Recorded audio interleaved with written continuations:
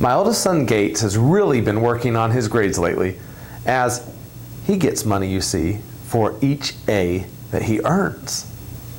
Now, when it comes to school, I don't beat around the bush with my boys. I tell them that their job is to focus on studying and getting good grades. And I pay $20 for A's, nothing for B's, minus $10 for C's, and the awful minus $20 for D's and F's.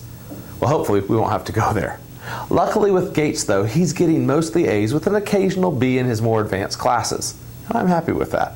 He's been saving that money up from his grades, from dog walking, from allowances, etc. And he finally had $500 to buy a virtual reality game that he was wanting. Now keep in mind that just for the unit, it was $500. The games are sold separately.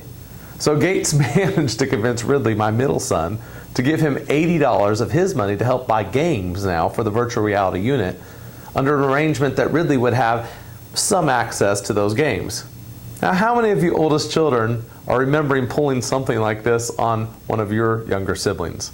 Well, a few weeks back, I had Ridley and Michael at the beach house in Florida, and Gates had stayed home in Kentucky as he had band rehearsals for his marching band in high school. And Ridley came in the kitchen one evening, and I could see that he was really ticked. He had this look on his face. And I said, "What's up, kiddo?" And he didn't really want to talk, so I said, "I'll check back with you in 5 minutes." Checked back with him. He said, "Dad, I just realized I've been shanghaied." I said, "What?" That's a big vocabulary for an 11-year-old. I asked what he meant, and he explained to me that Gates was probably back home in Kentucky playing his virtual reality games, and Ridley was stuck in Florida with no video games and no money. He said, "I think he got the best of me. I couldn't even spend as much money at NASA or the alligator farm that we visited because I only have $10 to my name." And he said, "You need to tell Gates, Dad, to give me back my money." So I thought about it, and I realized that this was a learning moment. I told Ridley, "Hey, Ridley, you may have gotten a bad deal here, and you may regret the choice that you made.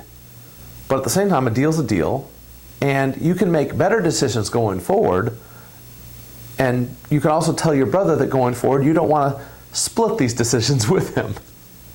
So he thought about it, and then he decided that he's now going to convince Gates to try to invest in some video games that he wants for his Nintendo Switch. Now, this just, of course, made me laugh. And what I'm realizing about my children, and you probably realize this about your children, is that these little squabbles that they have are great teaching moments, and it's a great opportunity for you to talk to your kid, not just about life decisions, but about how money does impact them. And what I'm finding with the kids is that Ridley and Gates are both learning what a dollar actually is. So, Ridley is on that stage of realizing that a deal's a deal. Michael still is at that stage financially of thinking that $4.99 is $499, right? And Gates is at the stage of having $500 in his account and actually making the decision of taking that $500 and spending 100% of all the money in the world he has with no emergency fund, but to buy the virtual reality video game that he wants. But the point is, no matter where your kids are, their understanding of money, you have a real opportunity as a parent to talk to them, to speak into their lives, and to educate them at the same time.